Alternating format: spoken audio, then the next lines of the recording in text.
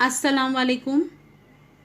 पाठ 4 आदर्श बदला, जो कि कक्षा 12वीं के लिए हिंदी की युवक भारती से लिया गया है। इसके लेखक सुदर्शन जी है।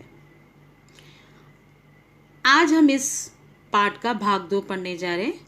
पिछले भाग 1 में आपने देखा किस प्रकार से लेखक ने आगरा शहर के सुबह के वातावरण का वर्णन किया कि प्रभात का समय था, सुबह का समय था, चारों तरफ हरियाली, चारों तरफ संगीतमय वातावरण गुंजा हुआ था, जो कि पंछी चहचहा रहे थे। ऐसा लग रहा था जैसे कि वह गीत गा रहे हो।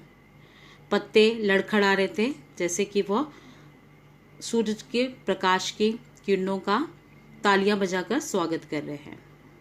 ऐसे में आगरा शहर की तरफ बढ़ते हुए कुछ साधुओं की टोली चली आ रही थी, जो कि अपने में ही लीन, अपने भगवान की भक्ति में गीत गुनगुनाते हुए वह आगे की तरफ, शहर की तरफ बढ़ रहे थे। देखते हैं आगे। सुमर सुमर भगवान को, मूरख मत खाली छोड़ इस मन को। सुमर सुमर इसका मतलब है याद करना। वह गाते हुए आ रहे थे कि भगवान को याद कर, इस मन को खाली मत छोड़। जब संसार को त्याग चुके थे, उन्हें सुरताल की क्या परवाह थी। कोई ऊंचे स्वर में गाता था, कोई मुंह में गुनगुनाता था, और लोग क्या कहते हैं, इन्हें इसकी जरा भी चिंता न थी। ये अपने राग में मगन थे कि सिपाहियों ने आकर घेर लिया और हथकड़ियां लगाकर बादशाह के दरबार को ले चले। जब कि साधु अपने ही धुन में लीन शहर की तरफ बढ़ रहे थे। ऐसे में जो साधु संत होते हैं, उन्हें किसी से कोई मतलब नहीं होता है। वो अपनी ही धुन में रहते हैं। तो इसी प्रकार से साधुओं की जो मंडली आगरा शहर की तरफ बढ़ रही थी, वह अपने गीत में गुनगुना रहे थे। अपने आप में ही वह क्या थे, मग्न थे।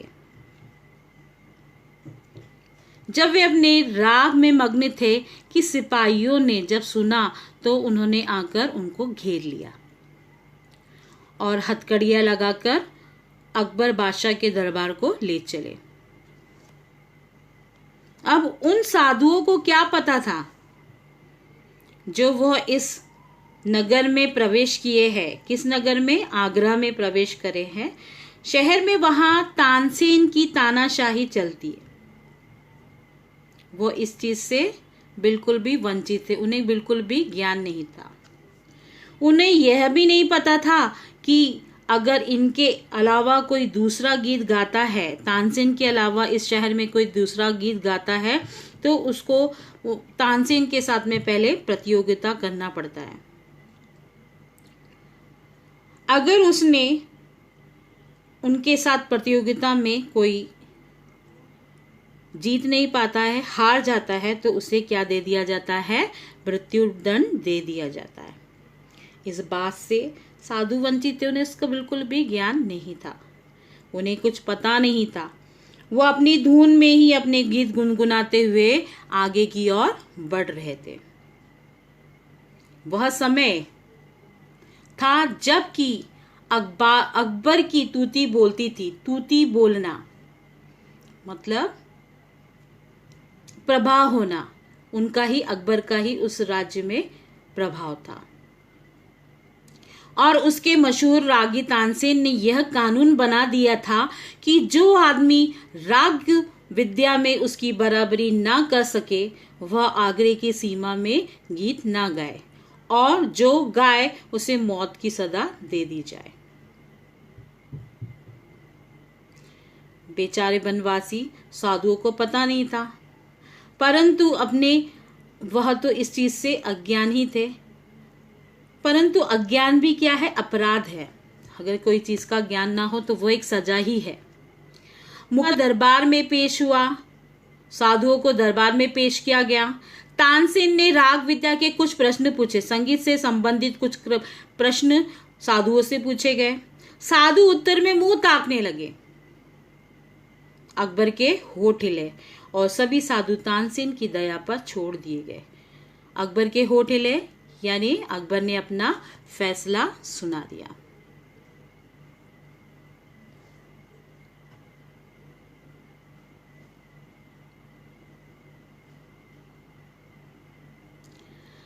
दया निर्बल थी। दया कैसी थी? कमजोर थी। वो इतना भार सहन ना कर सकी। मृत्युदंड की आज्ञा हुई। केवल एक 10 वर्ष का जो बच्चा था वह छोड़ा गया। बच्चा था इसीलिए इसे छोड़ दिया गया था। इसका दोष नहीं है, यदि होता है भी तो ये क्षमा के योग्य है, उसे कोई भी सजा नहीं दी जाएगी। तो जब फैसला सुना दिया गया सभी साधुओं को, एक सिर्फ 10 वर्ष के बच्चे को छोड़कर जितने भी साधु थे उनको क्या दे दी गई? मृत्युदंड दे दिया गया।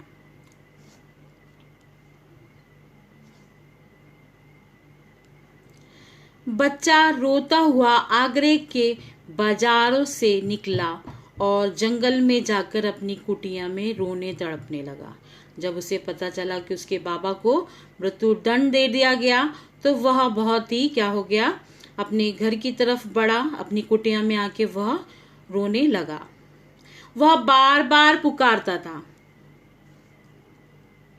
वह बार बार पुकारता था, बाबा तू कहाँ है? अब कौन मुझे प्यार करेगा? कौन मुझे कहानियां सुनाएगा? लोग आगरे की तारीफ करते हैं मगर इसने तो मुझे बर्बाद कर दिया। इसने मेरा बाबा छीन लिया और मुझे अनाथ बनाकर छोड़ दिया। बाबा तू कहा करता था कि संसार में चप्पे चप्पे, चप्पे चप्पे यहाँ पर क्या है? युग्म शब्द पर दलदले है और चप्पे चप्पे पर कांटों की झाड़ियां है। अब कौन मुझे झाड़ियों से बचाएगा? कौन मुझे इन दलदलों से निकालेगा? कौन मुझे सीधा रास्ता बताएगा? कौन मुझे मेरी मंजिल तक का पता देगा? बच्चा अकेला असहाय सा आगरे के बाजार से दौड़ता हुआ अपनी कुटिया में जाके रोने लगा। बाबा को याद करने लगा। उसे बार बार लगता अब उसे कौन प्यार करेगा, कौन उसको कहानियां सुनाएगा। मेरे बाबा तो कहते थे कि सभी लोग जो है कि आगरा की तारीफ कर देते, पर इस आगरा ने तो मुझे ही बर्बाद कर दिया। मेरा बाबा मुझसे छीन लिया। वह असहाय अनाथ बनाकर छोड़ दिया।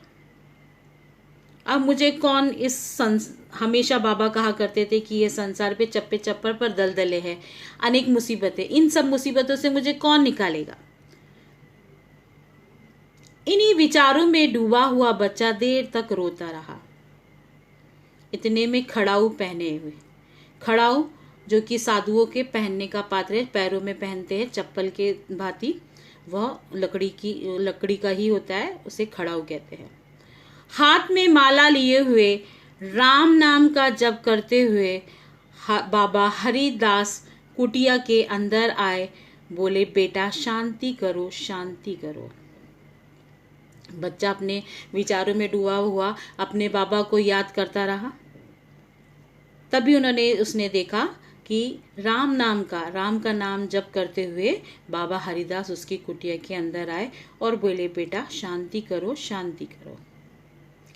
बैजू जो 10 वर्ष का बच्चा जिसका नाम की बैजू था, उठा और हरिदास जी के चरणों पे लिपट गया और वह बिलक बिलक कर रोता रहा और कहता था, महाराज मेरे साथ अन्याय हुआ है, मुझ पर व्रज गिर पड़ा है, मुझे संसार उजड़ गया है, मैं क्या करूं, मैं क्या करूं। उसने अपनी विपदा अपने साधु के सामने बताई, बाबा के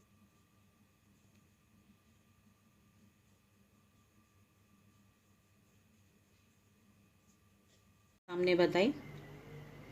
वह बार बार कह रहा था कि महाराज मेरे साथ अन्याय, अन्याय का विलोम है न्याय। मुझ पर वज्र मतलब क्या है? पहाड़, मुसीबतों का पहाड़ गिर पड़ा है। मेरा तो संसार ही उजड़ गया क्योंकि मेरे बाबा ही नहीं रहे।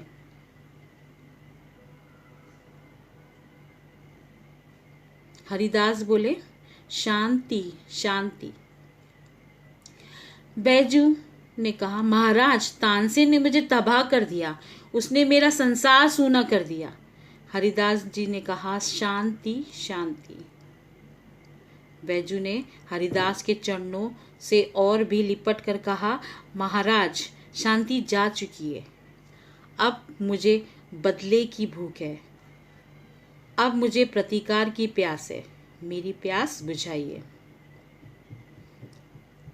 बैजू ने कहा कि महाराज तानसेन जो संगीतकार था, उसने तो मेरा जीवन ही बर्बाद कर दिया, मुझे तबाह कर दिया, अब मेरा संसार सूना कर दिया। संसार सूना करना यह भी एक मुहावरा है।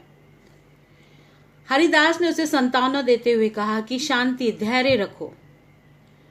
बैजू ने हरिदास के चरणों से और भी लिपट कर कहा कि महाराज, शांति जा चुकी है, अब मैं पूरी तरह से प्रतिशोध में जल रहा हूँ, मुझे किसी भी तरह से अपने बाबा की मृत्यु का मुझे बदला लेना है उस तानसेन से। प्रतिकार मतलब बदला, कि मैं उस पत्रिकार की प्यास में डूबा हुआ हूं, मेरी प्यास बुझाइए। हरिदास ने फिर उसे कहा कि बेटा, शांति शांति।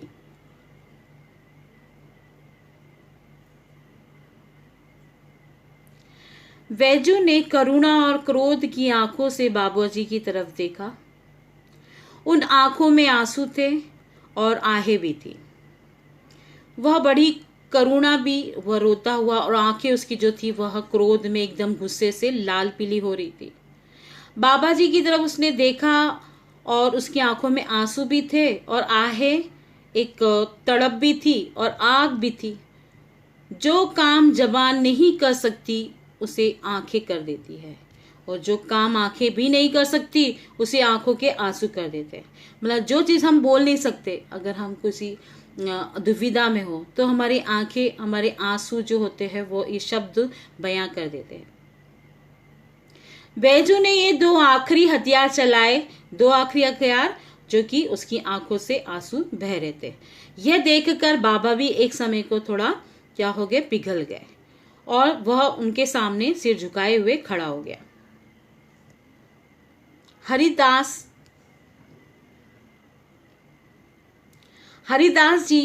हरिदास के धीरज की दीवार आंसुओं की बौछार ना सह सकी और कांपकर गिर गई। उन्हें बैजू को उठाकर गले से लगाया और कहा, मैं तुझे वह हथियार दूंगा जिससे तू अपने पिता की मौत का बदला ले सकेगा।